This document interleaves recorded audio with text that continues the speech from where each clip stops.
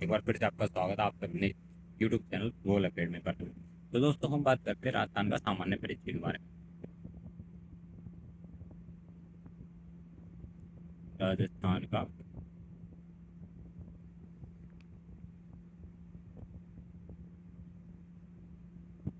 सामान्य परिचय, तो ये हमारा टॉपिक चल रहा था। लगभग 3-4 दिन से वीडियो आया नहीं है क्योंकि मैं थोड़ा सा बिजी चल रहा था पर्सनल काम से। इस वजह से वीडियो आ नहीं पाया, तो मैं आपको रिवाइज करवा देता हूँ थोड़ा सा हम क्या क्या पढ़ रहे थे। देखिए हम पढ़ रहे थे राजस्थान की स्थिति और विकास के बारे में। देखिए स्थिति की अगर हम बात करें, यहाँ से मैं आपको एक डायग्राम बनाता हूँ जिससे आपको सारा सब कुछ जो है वो क्लियर हो जाएगा।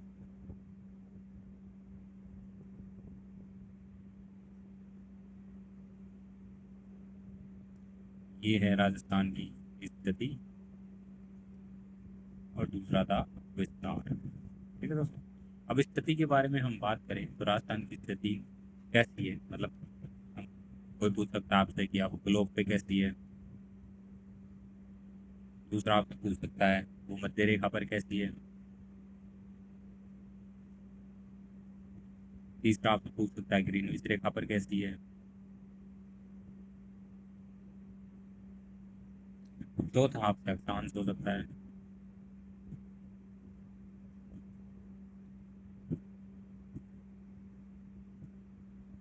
चौथा आपका अक्षांश हो गया। उसके बाद आप पूछ सकता है देशांतर स्थिति। उसके बाद आपसे पूछ सकता है भारत की स्थिति। और उसके बाद आपसे पूछ सकता है एशिया। मतलब टोटल ये एक दो,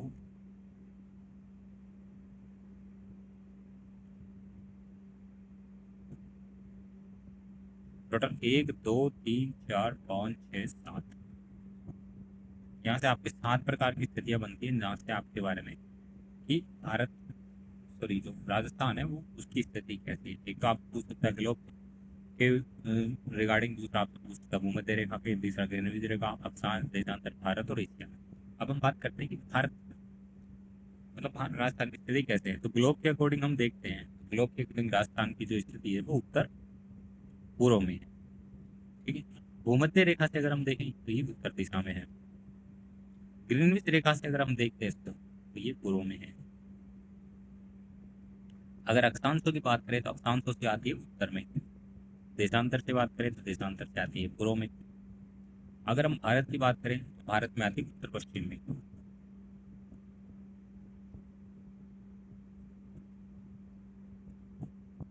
उत्तर पश्चिम। और अगर एशिया की बात करें, एशिया में जो राजस्थान की स्थिति आती है वो आती है दक्षिण में।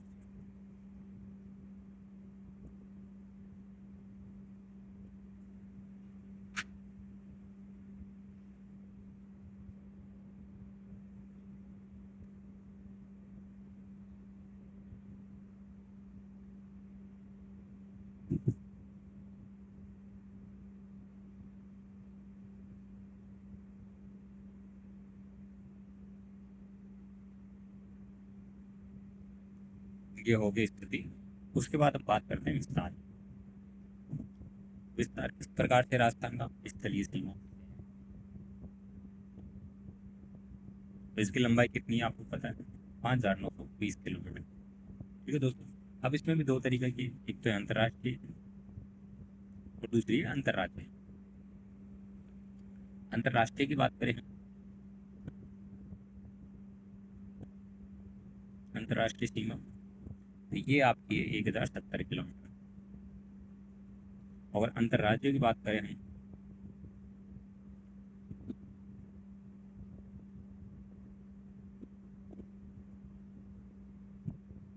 तो ये है आपकी 4,850 किलोमीटर।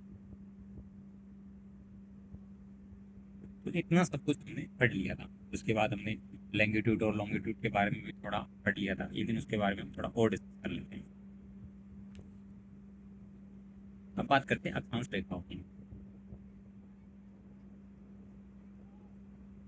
अक्षांश रेखाएं या अक्षांश रेखा, अक्षांश रेखा किसे कहते हैं, तो जनरली जो होती है ग्लोब पर,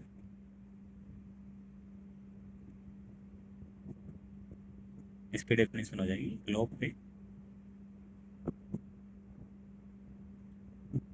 पूर्व से पश्चिम,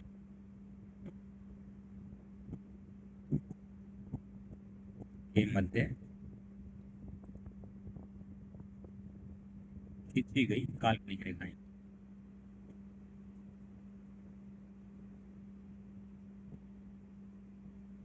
अक्षांश रेखा कहलाती है।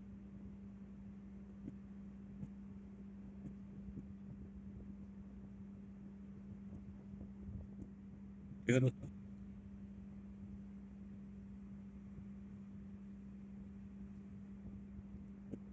जैसे कि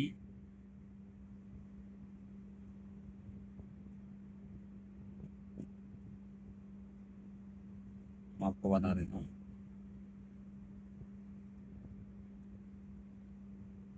ठीक है, ये रेखाएं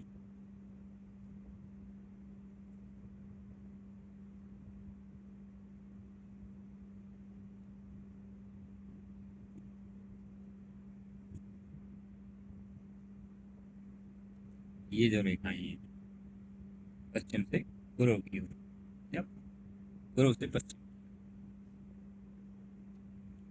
ये जो रेखाएं ये आपकी होगी अक्षांश रेखाएं। ग्लोब पर जो कुल टोटल अक्षांश रेखाएं हैं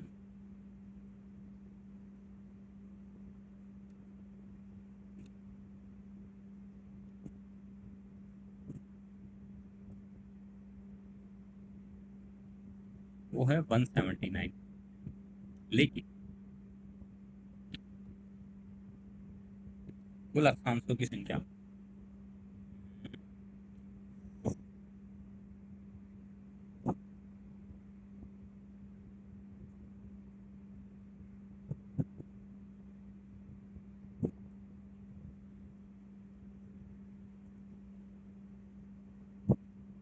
ग्लोब पर कुल अक्षांश रेखाओं की संख्या जो है 179 है। लेकिन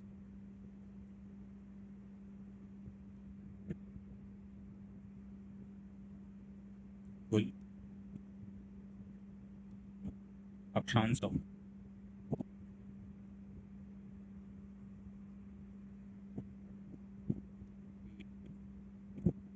जो संख्या है वो 181 है।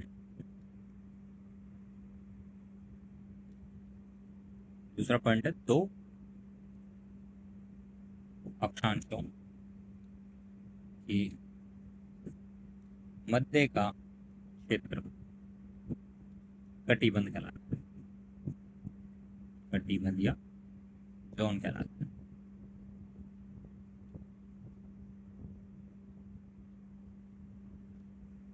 ठीक। जैसे ये दो अक्षांश हैं, एक तो ये अक्षांश हो गया, एक ये अक्षांश, इसके बीच का जो मध्य का जो क्षेत्र है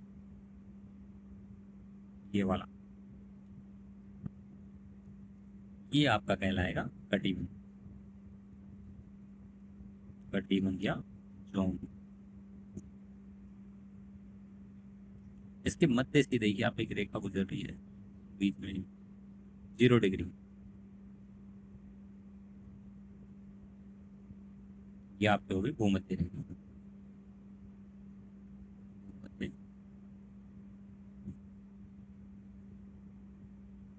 इधर मैं आ देता हूँ भूमध्य रेखा।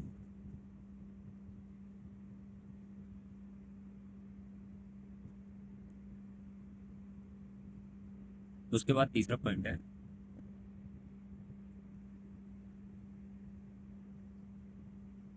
अक्षांश रेखाएं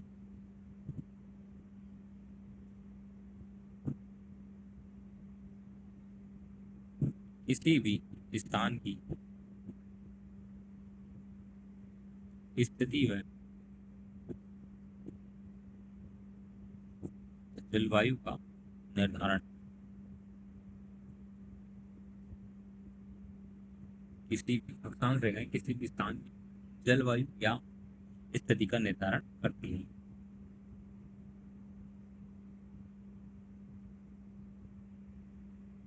ठीक है दोस्तों, अगर आप चाहो तो इनके आप नोट्स भी बना सकते हो।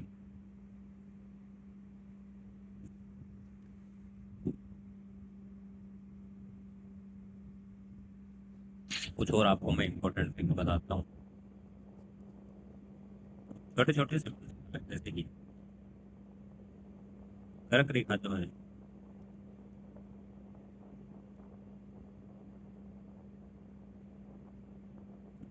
बांसवाड़ा के मध्य कुशलगढ़ ऐसी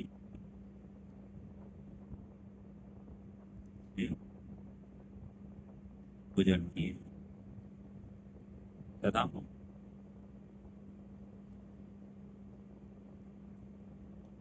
डूंगरपुर की दक्षिणी सीमा। ये कौन सा गाँव है? चिखली गाँव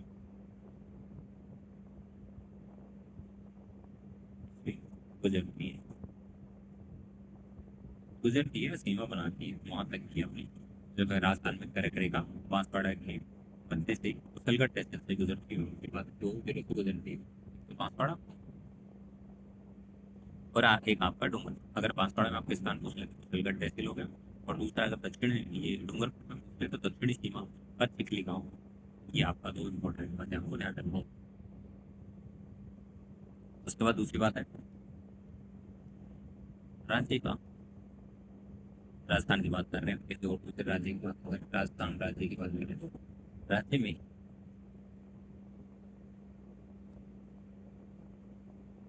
कर्क रेखा के नजदीक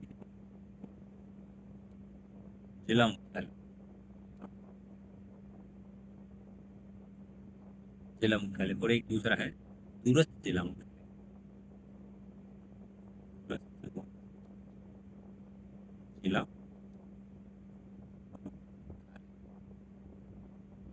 अब समीप की बात करें, नजदीक की बात करें तो नजदीक में तो आपको पता है कि नजदीक में जो उसके क्षेत्र नियरेस्ट है वो ही निकल जाएगा, तो आपका ये हो गया पास बड़ा।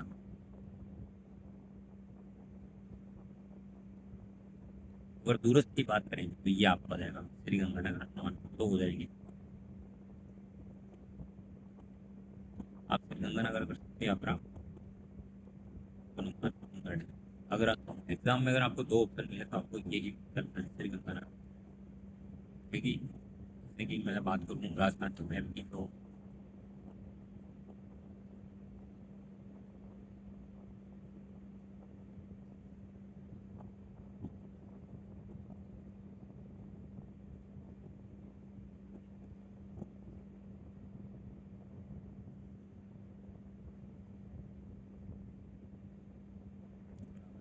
क्या करता हूँ सेंड कर लेता हूँ, जैसे ही मैं बना जगह मिल जाएगी।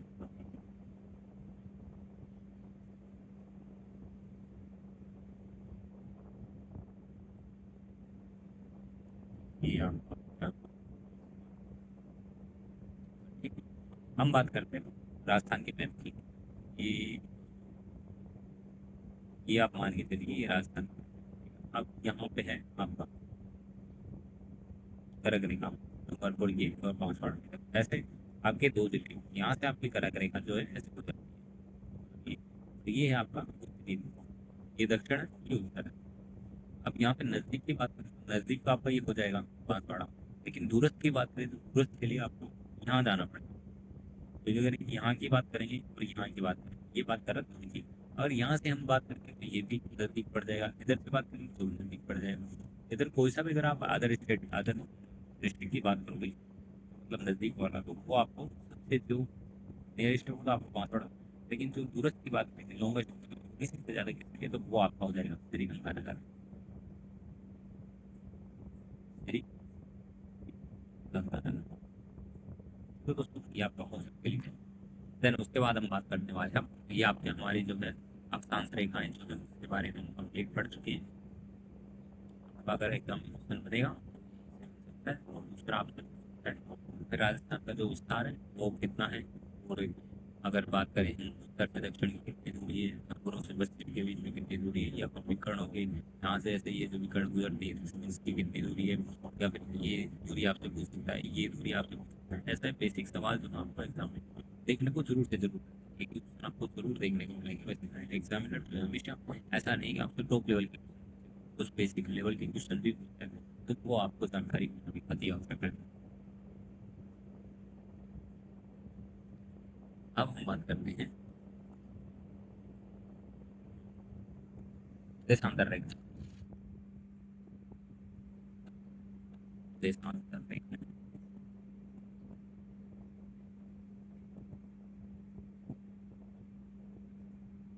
या कहें लॉन्गिट्यूड,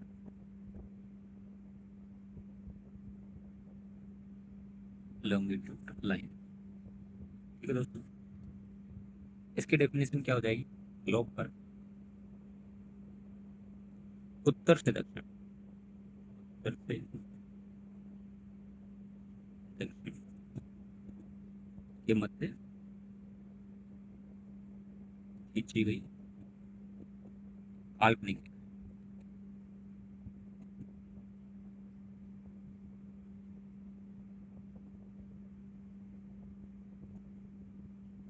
देशांतर रेखाएं कहलाती हैं।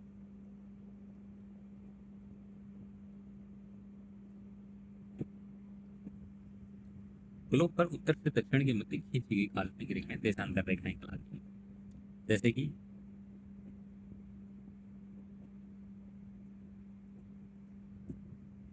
ये आपका ग्लोब हो गया। अब इसको हमने दो भागों में बांट दिया।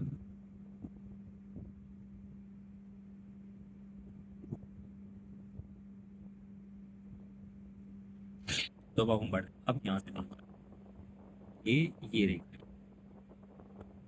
यहाँ से रेखा की ये वाली,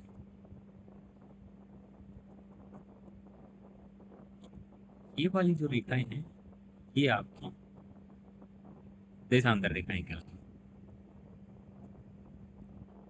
ये हो गया आपका उत्तर, ये हो गया आपका दक्षिण। वही जैसे सेम हम उसमें कर रहे थे, वही सेम जैसे हमने ये सर्किल बनाया था अक्षांश रेखाओं के लिए, जिसमें बीच में हमने ये लाइन बनाई थी, मतलब पूर्व से पश्चिम गए थे हम। तो ये वाली लाइन, इनके बीच की जो दूरी थी उसको हमने क्या नाम दिया था? कटिबंध। इनके बीच का जो क्षेत्र था वो क्या कहलाता था? कटिबंध। इनके बीच की जो वो थी कोणीय दूरी में कहलाती, तो सेम यहाँ भी रहेगा। जैसे ये दोनों है, इनके बीच का जो क्या हो जाएगा? ये हो जाएगा कोणीय दूरी। अगर क्षेत्र की बात करें, इन दोनों के बीच का जो क्षेत्र रहेगा,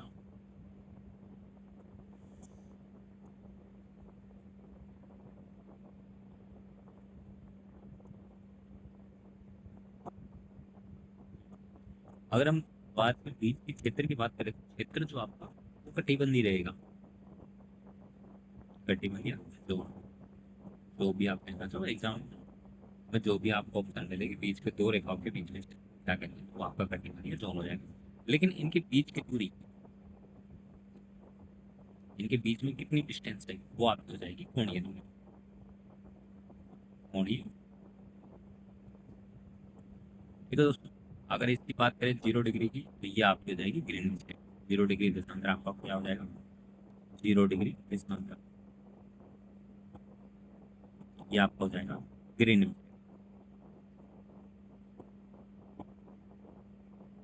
अक्षांश रेखाओं में हमारी 0 डिग्री जो बन रही थी वो क्या बन रही थी? भूमध्य रेखा। ठीक है दोस्तों, अगर आपका यहाँ पे, अगर आपको यहाँ से समझ में आ रहा है, अगर आपको बिल्कुल आप समझते हुए चल रहे हैं, तो आप हमें कमेंट में बताइए कैसा लग रहा है आपको वीडियो। अगर आपको नहीं समझ में आ रहा है तो आप हमें फिर भी बताइए, हमें इम्प्रूव करने की कोशिश करेंगे।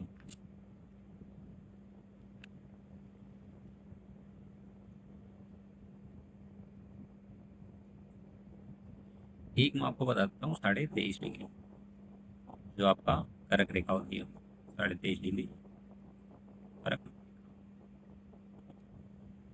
ये आपका हो जाएगा उत्तरी अक्षांश। उत्तरी अक्षांश में अगर 23.5 डिग्री जा रही है तो वो आपकी जाएगी कर्क रेखा। लेकिन वहीं आपकी 23.5 डिग्री दक्षिणी अक्षांश में जा रही है वो रेखा, वो आपकी हो जाएगी मकर रेखा। इस बात का आपको विशेषकर ध्यान रखना है कि आपको कौन सी 23.5 डिग्री जो जा रही है वो आपकी कर्क रेखा कहलाएगी, कौन सी जो 23.5 डिग्री वो आपकी मकर रेखा कहलाएगी। अगर वो उत्तरी अक्षांश में जा रही है तो वो आपकी कर्क रेखा कहलाएगी। लेकिन अगर वो दक्षिणी अक्षांश में जा रही है, दक्षिणी अक्षांश में जा रही है तो वो आपकी मकर रेखा कहलाएगी। इस बात का आपको विशेष तरीके से ध्यान रखना है।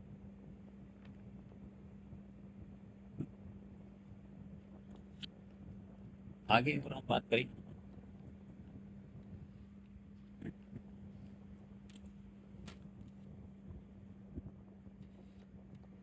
ग्लोब के बारे में, कुछ और जैसे हमने अक्षांश के बारे में बात करी, अक्षांश रेखाओं के बारे में कुछ बात करी इम्पोर्टेंट। वैसे अगर हम बात करें ग्लोब की तो वो आपको इम्पोर्टेंट होगी, आपको बताता हूँ।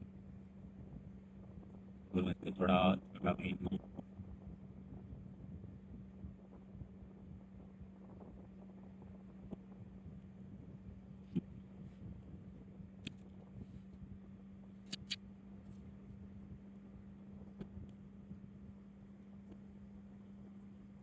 ग्लोब पर कुल देशांतर रेखाएं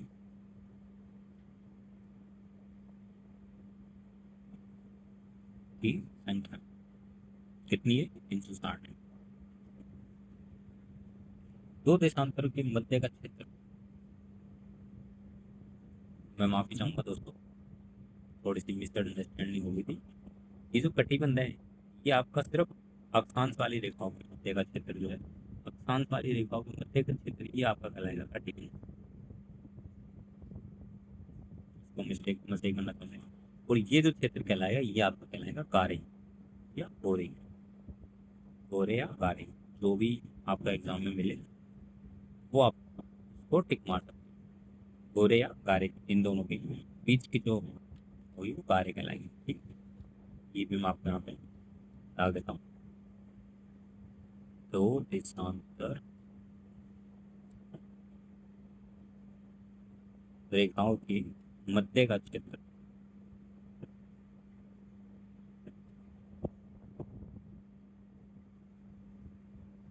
गोरे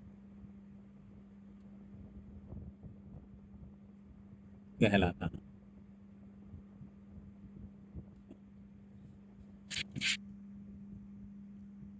तीसरी बात, देशांतर रेखाओं के द्वारा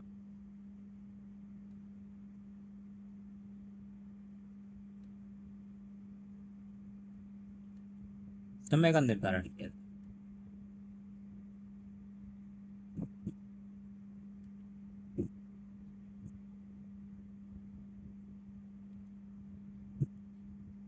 उसके बाद अगर हम 0 डिग्री देशांतर या यूं कहें ग्रीनविच रेखा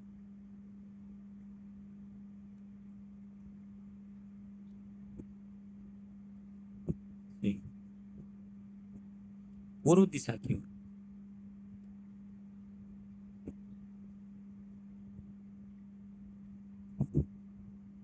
जाते हैं तो जो समय है उसमें वृद्धि होती है।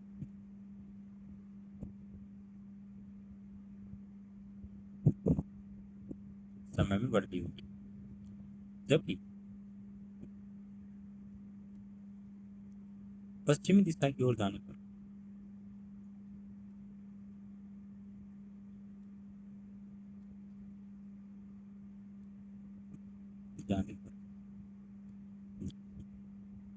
समय घटता है।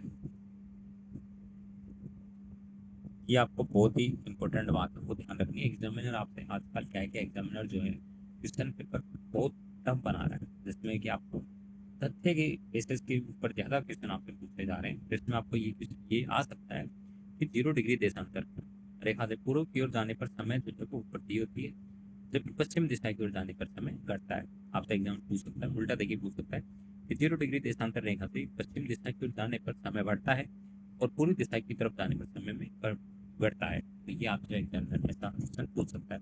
तो आपको ये जो इम्पोर्टेंट फैक्ट मैंने बताए हैं उनको आपको ध्यान रखना है।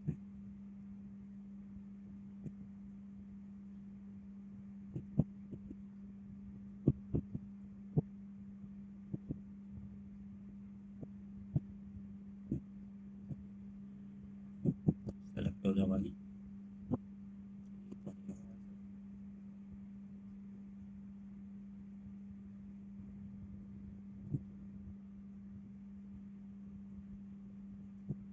तो छोड़ो नहीं हो रहा था। तो ये आपको जो कुछ इम्पोर्टेंट फैक्ट है, मैं ये कुछ इम्पोर्टेंट फैक्ट है जो आपको याद रखना है।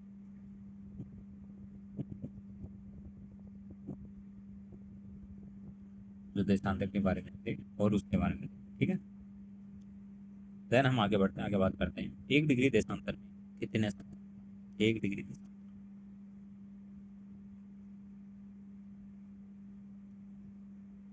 इसको पार करने में आपको कितना समय लगेगा। 1 डिग्री देशांतर को पार करने में आपको 4 मिनट का समय लगता है।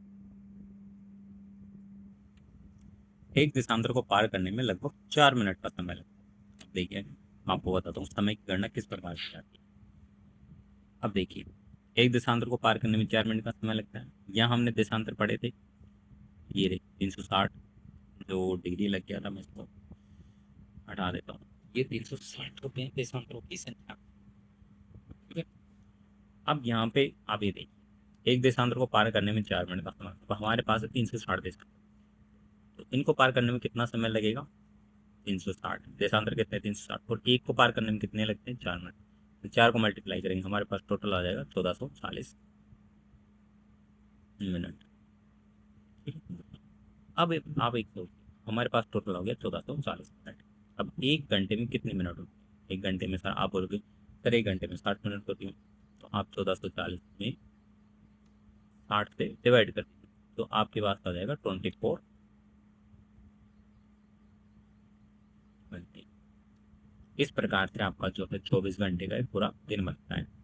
1440 मिनट होती है, 360 देशांतर में एक देशांतर 4 मिनट का होता है, तो आपकी 1440 मिनट हो गई। 1 घंटे में कितनी मिनट होती है, 60 मिनट की। इससे हम डिवाइड करेंगे तो ये आपका हो गया 24 घंटे का पूरा दिन। ठीक है दोस्तों।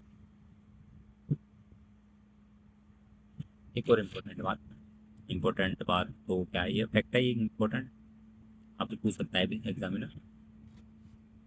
धौलपुर वजह सर में, अगर हम पुराने जिलों के अनुसार बात करें तो सबसे छोटा जिला था धौलपुर, और सबसे बड़ा जिला था वो था जैसलमेर। लेकिन अभी नए डाटा के अनुसार जो सबसे छोटा जिला है वो आपका हो गया। आप बताइए हमें कमेंट करके कौन सा है सबसे बड़ा जिला, कौन सा है। अभी जो नया डाटा आया था, नई सबसे नए जिले निर्माण में, तो उसके बाद सबसे बड़ा जिला कौन सा है, सबसे छोटा जिला कौन सा है, आप कमेंट करके हमें जरूर से बताएं। तो हम बात करें तो धौलपुर और जैसलमेर, ये 2 जिले हैं राजस्थान के। यहाँ पे सूर्योदय,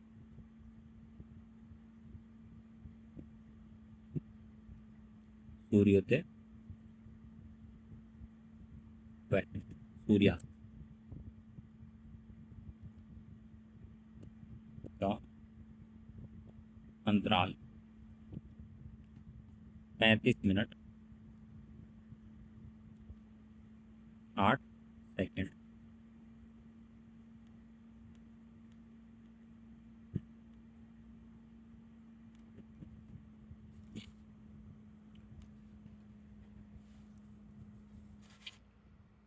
अब ये है अपना, मान लीजिए अब ये है अपना राजस्थान का मैप, ठीक है। यहाँ पे आपका जैसलमेर, और ये है आपका धौलपुर। तो आपने सुना ये भी, हमेशा जो सूर्य है वो पूर्व से होता है और पश्चिम में जाके अस्त होता है। उदय जो होता है वहाँ यहाँ से होगा, और अस्त जो है आपका सूर्य, ये सूर्योदय हो गया, और ये हो गया आपका सूर्यास्त। ठीक है दोस्तों। अब यहाँ पे सूर्य उदय हो रहा है, यहाँ पे मान लीजिए हम सपोज दैट यहाँ पे 7 बजे सूर्योदय हो रहा है, सुबह के 7 बज रहे और ये सूर्योदय हो रहा है। तो यहाँ पे 7:35 पे यहाँ पे आपको सूरज दिखेगा। जैसलमेर से अगर आप देखेंगे तो आपको 7:35 पे आपको जो सूर्यदेव के दर्शन होंगे। लेकिन अगर हम बात करें सूर्य अस्त होने की, जैसे यहाँ पे 7:35 पे सूर्यास्त हो रहा है, तो हम यहाँ से देखेंगे, इसमें आपको ज़्यादा बढ़ती मिलेगी। मतलब अगर यहाँ से और इन दोनों के बीच में सूर्योदय और सूर्यास्त के बीच का जो डिफरेंस है, टाइम डिफरेंस है, वो आपको 35 मिनट और 8 सेकंड का मिलेगा। 35 मिनट और 8 सेकंड का अंतर आपको देखने को मिलेगा। दोस्तों ये थी राजस्थान का सामान्य परिचय। आज की क्लास हम यहीं ख़त्म करते हैं। अब जो है हम कल की क्लास में आपको कल रात को फिर से हम क्लास लेंगे और उसमें आपको जो है हम करना सिखाएंगे समय की गणना। समय की गणना करना हम कल की क्लास में पढ़ेंगे। नेक्स्ट टॉपिक जो हमारा होगा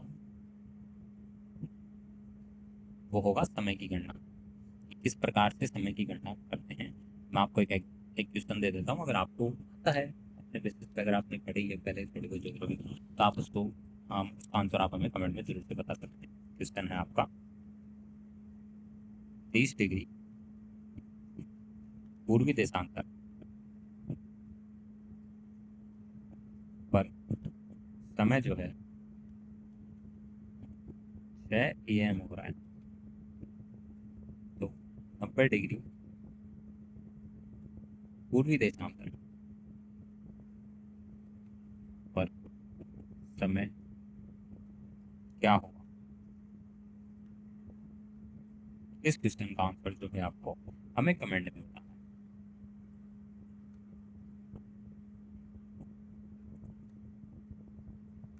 कई बार क्या होता है दोस्तों, ऐसा तो क्वेश्चन है वो आपको एग्जाम में देखने को मिल जाता है, जैसे कि लाइक कि आपकी राजस्थान पुलिस की एग्जाम हो गई, LDC का हो गया, वनपाल हो गया, या फिर आपकी CET हो गई 10+2 वाली। तो उसमें एग्जाम में आपको ये जो क्वेश्चन है वो आपको देखने को मिलता है। कभी कभी बड़ी एग्जाम होती है RPSC लेवल, उसमें भी आपको ये क्वेश्चन देखने को मिलता है। ये क्वेश्चन जो है हर किसी को नहीं आता। ठीक है। अगर आपको वीडियो पसंद आया तो वीडियो को लाइक करें, चैनल को जरूर से सब्सक्राइब करें। धन्यवाद दोस्तों।